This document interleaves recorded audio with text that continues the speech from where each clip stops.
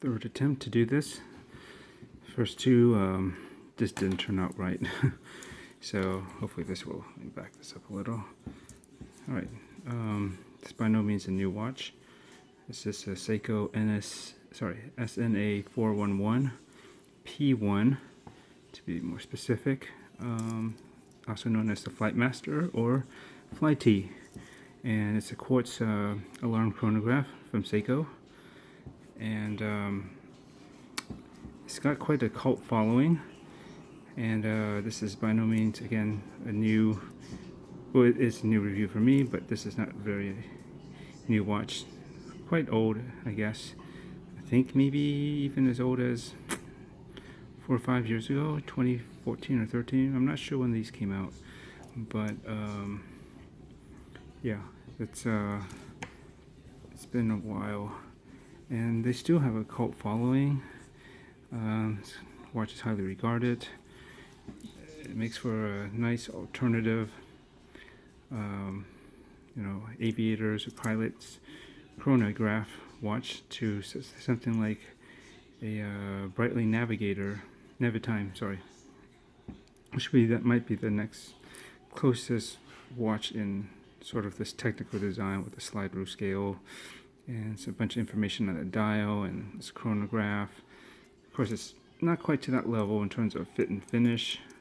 It's not. This isn't by no means a luxury watch such as a Breitling, but that's supposed to be a tool watch. So is this. Although this nowadays this seems more tool-like than a Navitimer, because I think they're more high polished and something about them looks a little bit more blinged out, but they're still very nice. And the price ranges are quite different. This can be had around 200 or so if you look around, depending on where. Sometimes it can go up, a couple few $100s. But yeah, it's a great buy. Very solidly built, and 200 meters water resistance. So while I'm at it, let's go over the specs. First, it's 42 millimeters across this way. Lug to lug, I believe I measured 46. In fact, it might be slightly shorter if you look where the spring bars are. They're always a little bit more in, but essentially 46, which is very tight and small, or short for a watch this size, and actually worse, smaller than you'd think. What else? The thickness is 13 millimeters, so pretty close to an SKX, which, let me do a quick wristwatch check. This is my updated mod to what I call my Night King mod, and it's running great. It's been about +2, +1, -1 seconds a day, something like that, +2, -2. It just hovers around, within a second or two at most of where I last synced the time. So, it might go a little bit over, but it'll hold throughout the day pretty much. And I wear this to sleep, and then some points it might drop a little bit slower and then line back up, or maybe be a little bit behind. But it just basically is right around where you set it to give or take a couple of seconds, or on the money, which is great. And it's been like this for since I updated it last Saturday. So today is basically Thursday morning. It's like 12:06 right about now a.m. and that date should be flipping. This is one of the updates. Check back in my other videos. I have a Mark 1. Technically I have a Mark 2, but I didn't really go over it that much. Mainly it's a bezel change. Maybe some other details, but that was the main thing. A mineral glass bezel insert, a blue one, which I changed out from my black ceramic lume bezel. And then the Mark 3 is basically like this, but I still have my white dial that I custom modified, and I updated the lume on these guys. And I think on that one, the Mark 3, I swapped out the Grand Seiko seconds hands at the pip at the rear, like the SKX, for this Marine Master 300 style. It's a bit of a mix. Just look at my past videos and you'll see the build, or look at my pictures on either Instagram or under Chrono Craze, like Chrono, CHRONO, Craze, KR, well, yeah, KRAZE. Chrono is with a K, so 2 Ks. Chrono Craze at Instagram, and you can look me up on Facebook with my name, Wing Yip, and you'll see this and other stuff I posted. Anyways, really enjoying this. I think it looks great with this latest mod update, which I switched out the white dial for this SKX171 dial. It's got the applied indices, and this is matte black, and it looks good. This is very universal and classic, and it's very original, especially with this whole setup that I did. And I switched out the day wheel for English Roman, so that's why there's a 3 there, using the Romans. So Wednesday is 3, Thursday is 4, Friday is 5, Saturday is 6, and then Sunday's a red box. Looks cool. Had to do it because the NH36A movement in here, I didn't switch out the day wheel before, which is usually stock is orientated for a crown at the 3, but I didn't have a day or date before on my dial, so I didn't have to worry about it. But since I switched to this, I sort of needed to update the day wheel. The date is not a problem. It can work at 3 or 4. No problem. Anyways, that's that. And I'm actually Schwartz coughing.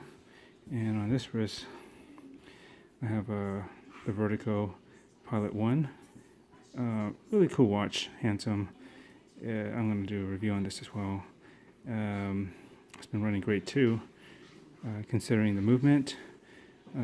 Very consistently +8 seconds a day, which is better than I would have expected for this Chinese ST1901 mechanical chronograph movement.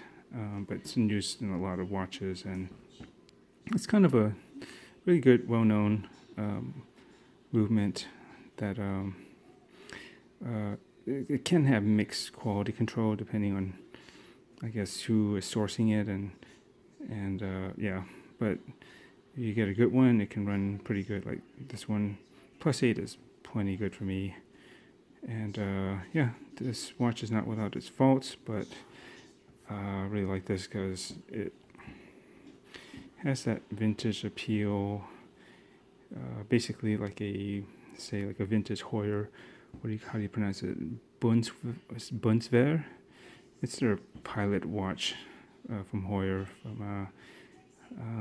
for the German Army or Air Force military back in the 50s. Maybe it's in the 60s to 70s at least.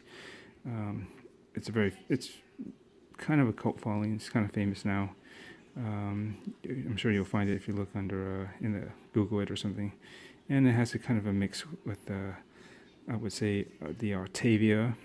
I think you have to reference 3646, if I'm not mistaken, for the bike, or I guess it's technically a compacts layout. And there's also a reverse Panda. So I kind of got this for the mix of the Bundeswehr and the Octavia, kind of all into one, and quite good for under 500. Again, I'll go over it when time comes. Back to this. 21mm lugs. So I wouldn't worry about that. Some people say, "Oh man, what's got to have such an odd size?" Which is true. Why did they have to do that? Does it really make it that much more balanced for this? I don't know. At 42, they could have gone either way, but I would have preferred probably a 20 instead of going up to a 22. But they could probably do that, maybe thin out the lugs in here just a bit to accommodate a wider strap, but whatever. I would say this is not an issue. I'll try to get into it later when I go over the pros and cons. I'm gonna try to make this a quick one because there's not a whole lot to say. I mean, it's a reliable quartz movement, Seiko, of course. And you have this bi-directional slide rule scale. You can do all sorts of things, multiplication, division, calculate speed, distance, fuel consumption, all sorts of stuff. And I think everything you can do is outlined in this manual.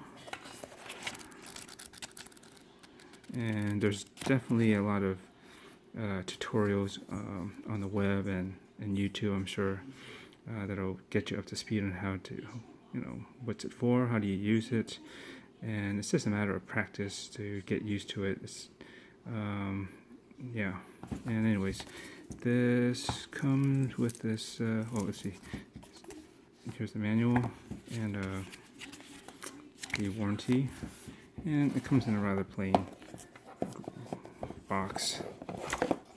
Gray pillow, and extra links are in here. You can see the reference is SNA411P1, and it does have heartless crystal, no sapphire, but I guess let's just get into the details of this. Talked about the slide rule scale, very nicely detailed along with the dial. Looks very deep. It's got applied indices at these corners here. You can see the round ones, and it's kind of hidden, but it's right there. The Seiko logo is also applied, so it's pretty nice at the price point. This is a nice, I guess, all black, basically color version with some white, details and the yellow accents, which are cool. You see it around here to indicate southwest, northwest, northeast. This can act as a compass bezel, and at the cardinal. The west, east, south, and north will be just, this I guess it's kind of a triangle, or it's not considered a chevron, is it? Anyways, you can see there it's up there in red inside this little white shape. Anyways, rotates very smoothly. It's just dampened enough, and I don't really worry about this being knocked around. This doesn't click, but it shouldn't have to because it's slide rule, and you really do have to put a lot of constant direct pressure along the sides to even get it to move. Otherwise, you really need at least a 2-finger deliberate action to grip it and turn it to really move it significantly. And unless you have OCD like I do, even if it gets knocked, not a big deal. It isn't like a timing bezel where you just want this always zeroed at the top if you're not using it. The heartless crystal, you can get a crystal replacement from Crystal Times. Sapphire one, probably they might offer different AR coatings, blue, maybe green, purple, whatever they might have. Or maybe it might be just be clear. I'm not sure. I haven't looked into the crystal, but I know I've seen that they do at least have a sapphire crystal replacement. I'm not sure if it's got the same slight dome that the stock one does, but I don't know. I've never had any issues with Heartless, and I don't think you should either. I think the fear or the desire to just want everything to be sapphire if it's got a crystal is. I don't know if it's overrated, but I think you're okay with just giving something like this, a stock bezel, stock crystal, such as Heartless, it's a proprietary one from Seiko, a chance. If it ain't scratched and it still works, why swap it out? That's what I say. And if you get a replacement, you may not get this really cool distortion that you see in here, which really helps I don't know. Clarity is a good thing, and you'll get it when you see it from most angles, but it's kind of nice to have this distortion because it makes it very dynamic and looking, and it just kind of adds that kind of weird bit of added depth to the dial. It's already sunken in, and it might have slight layering, like levels. I feel like the subdials on here are at least raised, and there is like an out. This one might be to the alarm, but it has a special polished ring around it. I like how the yellow hands for the 60 seconds in the back for the chronograph, and the seconds hands are both yellow, so you can know what to look at as the chronograph is engaged, so you can just unscrew, screw down. So is this the crown here. You push it, and it's pretty smooth. You know, it doesn't tick. This works pretty much like a mechanical one would, but I don't think it is a mechanical, like a mecha quartz movement. Not that I'm aware of. I'm pretty sure it's not. It just happens to, you know, move relatively, you know, smooth. You know, it's not tick. It's dot, dot, dot, dot, dot, dot, you know, you can see it plodding around. And so you stop this, and when you reset, it'll just do the, you know, the sweep back. It doesn't snap back like a mechanical automatic chronograph does. But it also has a split timing feature, which means if you push this to stop it down here, you can stop it and you can mark the time, and then you know, the time still, if you want to keep the overall time elapse still going, that's what that does. So you push this, it'll fast forward to where it should have continued, and you do that, and you can keep doing that. Like say you're trying to track one person, get to one spot, you stop it, mark it, then let it go, and then you see another one, see how long it takes them to go to the next, I don't know, spot, and then you stop it, and make a note, and then go, and then it keeps going, and then you can keep track of, I guess, small increments of time as well as the overall time with this type of feature. So that's how that's used. So just stop it. Stop this first, and then you push this button, then it'll zero it back. This is the running seconds over here, and the sub dial here is the alarm. It usually should be synchronized with the main dial, so that way when you unscrew this to, I'll just show you really quickly. Hopefully I won't mess up the timing because it's really finite. Okay, that's right, first position. Pull it too much, you know, you've gone too far because this will hack and stop that. And what you do is, because why it's like that is that you use this bottom button to set, see the alarm, how it advances. You can set up to 12 hours ahead, anywhere between 12 hours from where you started this to set this. So say it's about 12:20 a.m. You can set it all the way up to, I think, 12:20 p.m. Or maybe just shy of that, 12:19, I think. So you just do that, hold it, you can advance it a little faster, and then when you're ready, you just push this back in, and it's set. And then once this time reaches, I guess it would be 1:30, maybe about 1:34, I guess a.m. Then it'll beep, and yeah. But if you set it the wrong time, and you can either let it run out, I forget how many seconds it'll automatically stop, or you push this to set off the alarm, or turn it off rather. And so this is back in, so I'm going to pull it, carefully pull it back to the first position. And then to reset this, you just hold it till it goes a full cycle back to regular time. And you can either set it ahead again, if that's you maybe set it too early, you know, you need to go to, I don't know, 2 hours ahead, you want it to go like somewhere down the line, you can kind of reset it there, and then push it in and it'll set it for that time instead. But if you want to reset it, you just hold this, see, it's a lot faster, so you can really advance it, and then it should stop right there. It's resynchronized, and from that point, say you went too far, actually, when you originally try to set it first, you can't go backwards, so I'm pretty sure you can't. I don't think pushing this will set it back, unlike when you set the alarm. I think in the second position, does that go backwards? I don't know, I have to check the manual. But if it doesn't, then that means you probably do have only one direction to set this, which is go forward. If you pass it, then you just got to cycle through it. But as you can see, as you hold on to the button, it at some point it'll actually go even faster, so you're not waiting as long as when it initially started running or trying to advance. You know, it's slower, and then it'll kick in to go turbo drive and overdrive and get you back to where you need it. I guess Okay, there. Let's see if I can set it for the next minute ahead, right? I think that's what I do. I'll push this down, and we'll just let that run. It should go off. What else can I say? I guess the loom. I'm not going to turn off all the lights, but I have a light here, which you can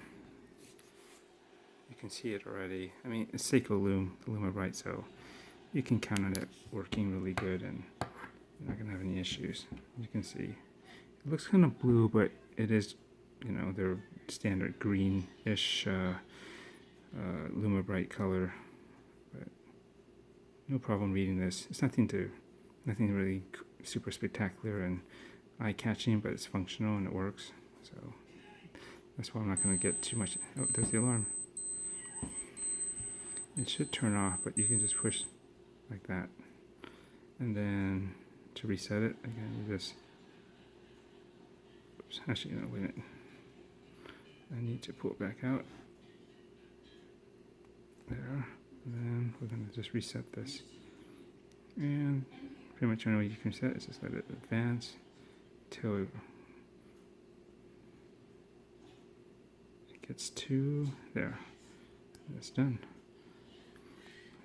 What you can alternatively do with the sub-dial here is, if you don't feel you necessarily want to use the alarm, or you want to track a second time zone, you can actually set this to independently. It doesn't have to be synced up with this. That's more for the alarm feature, but say you want to show, this is not 24 hours, it's 12 hour scale obviously, but if you want to say it's 3 hours ahead in New York, you can always set that, or any other time zone that you can think of, and then it'll run in sync with this. It'll keep running, and this will keep running and showing this time. So you can have 2 time zones. I don't know if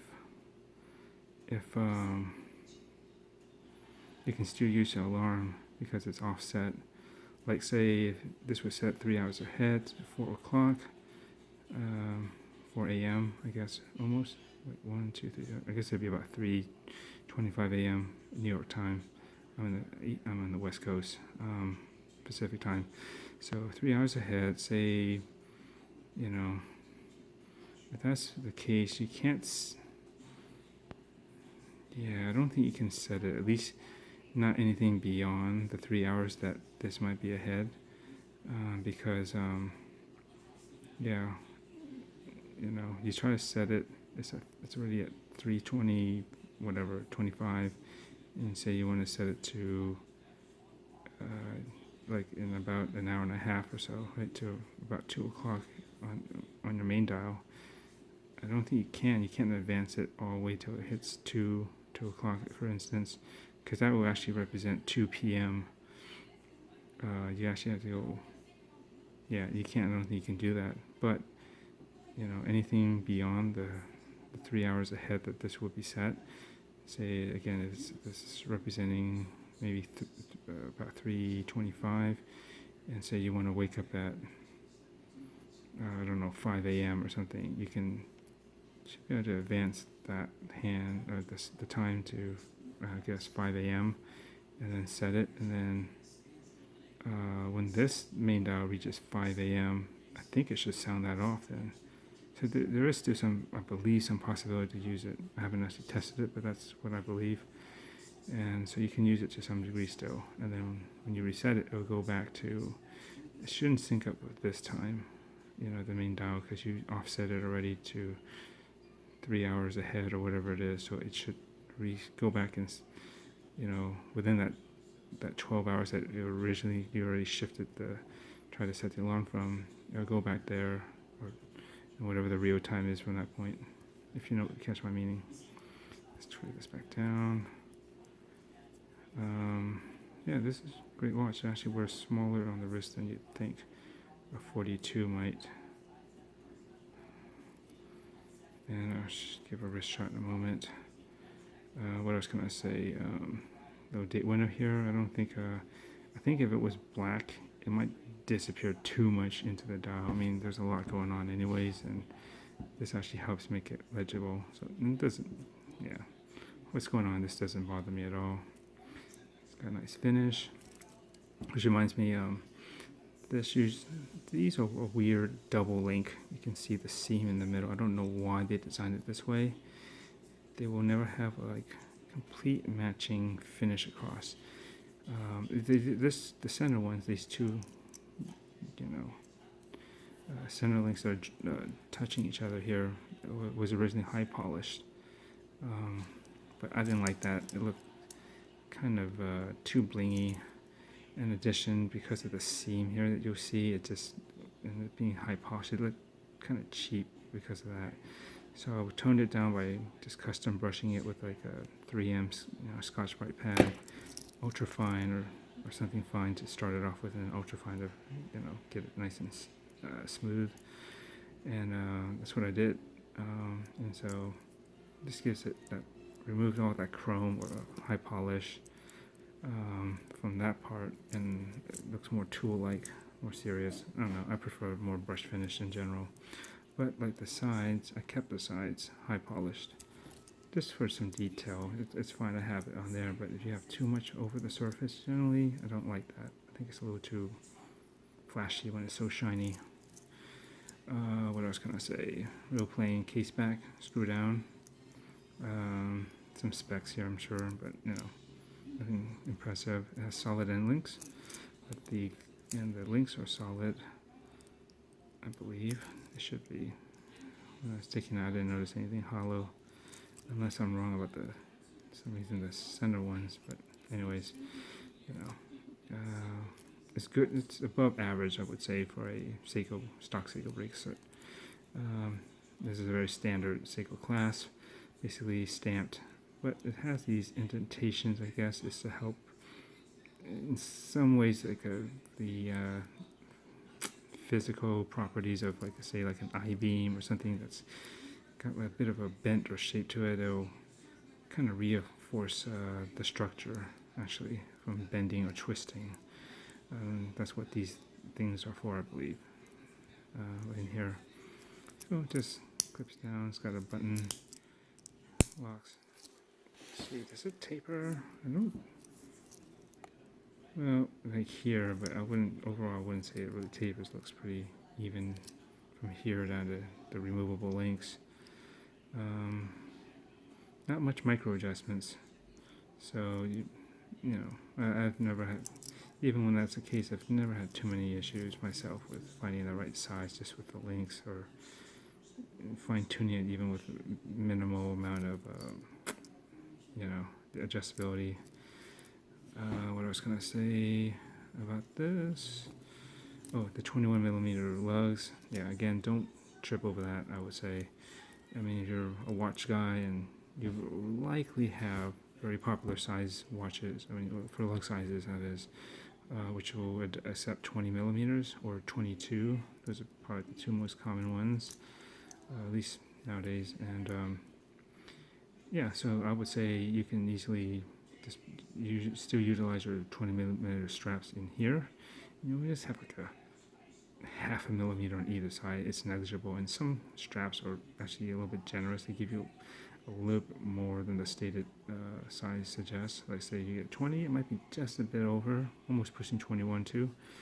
So that's fine. Or you can squeeze in a 22mm strap of some sort. And it might be a little bit tight, but not too bad. 1mm plus or minus it's a very workable range. Anything more than that, then that's too much to stuff in, and if it's smaller, that's a bit too much gap left for my taste. But if you do happen to swap this out, just go in here, get the spring bars, and take it off the bracelet. I highly suggest you get a set of curved spring bars for this. If you can get it in 21, but even 20mm curved ones will work. It's tight enough, and that'll give you just enough extra space to allow you to slip in, a NATO a lot easier. Maybe even some leather NATO or Zulu style straps.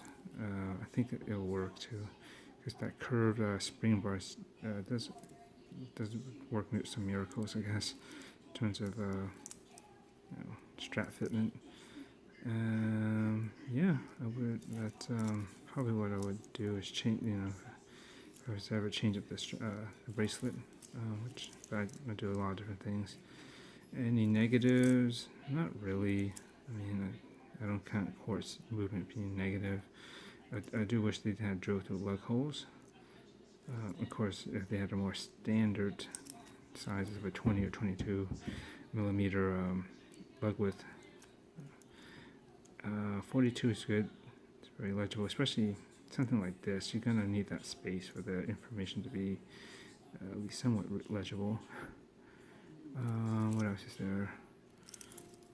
I guess that's pretty much it. This has been sold, so I gotta pack this up right after this video. But I just wanted to get this out there, just so that yeah, since I have the watch now, just get like my own take on it. I've had this since I think last November or December 2018, and it's late, like around 23rd or I guess 24th of January, so about 2 months. And it's a great wearing watch. I have a wrist size of just under 7 inches. I'd say 6.875, so a tad over 6 3/4. But it's no problem wearing this, as most Seikos, even the larger ones, they just have a way of cutting the case, and it just fits really good and comfortably for the most part. You can see there's no gap. Relatively, you have some curvature and some very short lugs. And here's how it kind of looks like from a distance. You can focus. So, not bad. I mean, it lays relatively flat on the wrist, which is good. And the lugs don't overhang. It's a good look. I think you can go down to 6.5, maybe even 6 3/4 probably. A little bit large, but doable, without and keeping the watch even within your wrist width. You won't, even with such a 6 1/4 inch wrist, I would think that the 46 millimeters won't exceed that, and it'll still sit pretty fine. So I guess this is a really cool watch. I just had kind of this guy to replace Aviation chronograph type of watch. Let me just stop this and finish up with the last few minutes. Okay, I'm back. So yeah, it's definitely, even in 2019, as long as this thing has been out, there's still people that desire this, that admire this, and they still buy it. Like I got in late 2018, and I get the hype. It's pretty cool, actually. The quartz movement really doesn't bother me. It's so convenient, and you have some added functionality, like such as the split timing, of course the alarm, and the chronograph runs relatively smoothly. But if we set it, yeah, it does a slow sweep back, but no big deal. There is a couple other versions, but this is probably the main one. There's a rare version that's basically a blue dial with like white panda dials. Maybe there's some red accents too on that. I've seen that, could have gotten it, but didn't want to spend, gosh, 3-4 times as much as this. They kind of run high hundreds, like in the 8 or 9, maybe even 1,000 or more, depending. That's cool. I don't think you can find too many of those brand new anymore. Unlike these, those are more rare and more limited. So whatever they put out in the past, that was it. And I don't think they make any new ones of the other version, the blue and white panda, I guess reverse panda. I don't know the reference number for that one, and there are at least 2 other ones very similar, but what they do is, I think the main difference in these other versions I'm talking about is they don't have the alarm feature, or this sub-dial. I don't think. I think they replace it with some other feature, but it doesn't, basically it does not have an alarm on those other supposed flight masters that are out there. You just Google it or look it up on YouTube. I'm sure you'll eventually, won't take long to find that reference I'm talking about that doesn't have the alarm. And there's different colors. I think there's one that's all blue, and gosh, something else.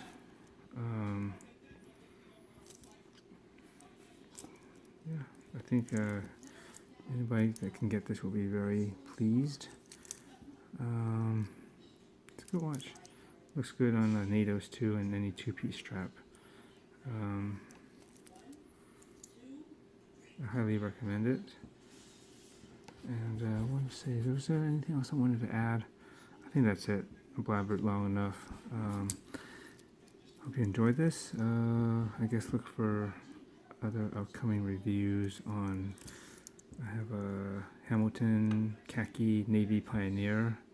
One of the first ones with the small seconds. It's a blue dial version, which is really cool. I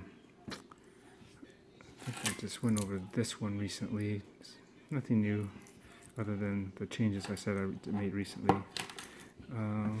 This guy for sure. And I think I have some of my other vintage watches. A Rolex Vacheron Constantine that I got from my dad after he passed away.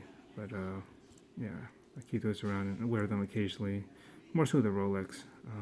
It's more versatile than the Vacheron, but I kind of swap them out between the safe boxes whenever I get a chance. Just to, it's good to keep them running as you can instead of just sitting there.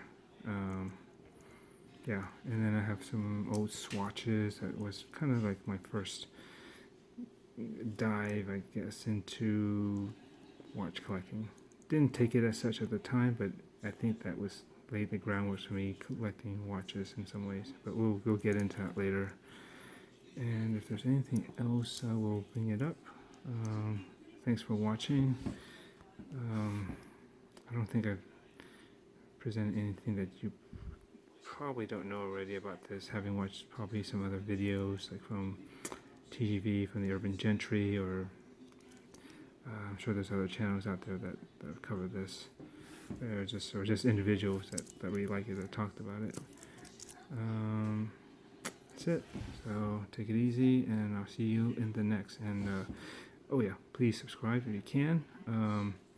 Trying to get my feet into this, build up the channel, and it costs you guys nothing to subscribe, and every little bit helps to build up the status and